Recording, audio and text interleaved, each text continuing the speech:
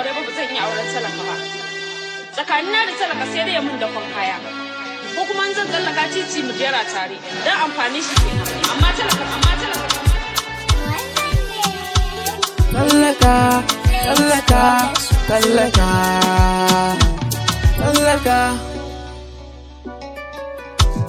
Talaka bawan Allah ne, talaka shi mai kishi ne.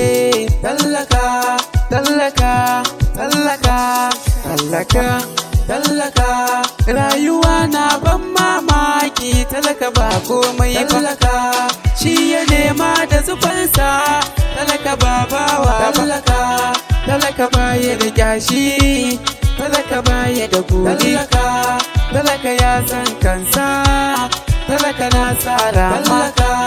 Talaka bawan Allah, Allah yake gadin ka.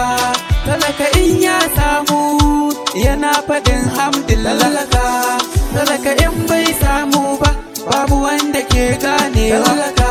A yi tawakkali ba sai da akan zo gun talaka. Ba a yi mutum da kishi sai da akan zo gun talaka. Ba a yi mutum da kwazo sai da akan zo gun talaka. Ba a yi mutum da fara'a sai da akan zo gun talaka. Ba a yi mutum da san kyauta ba akan zo kan talaka.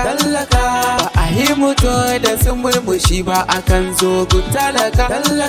Ba a yi mutum da sadaukarwa ba akan zo kan talaka. Ba a yi mutum da san al'umma da gaske sai dai dan talaka.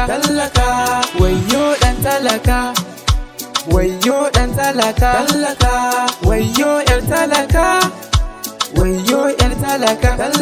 Soyayya ba a yi wayyo da dan talaka. Soyayya ba a yi wayyo da yar talaka.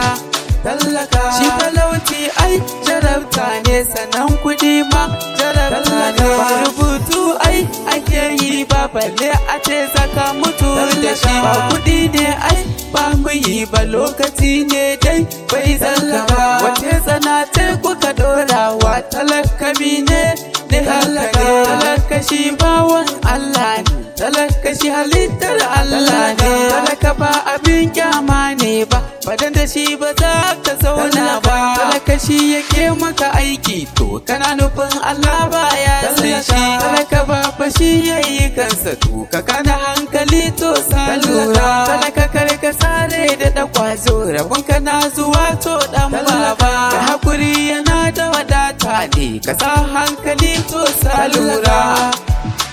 El Basho ne.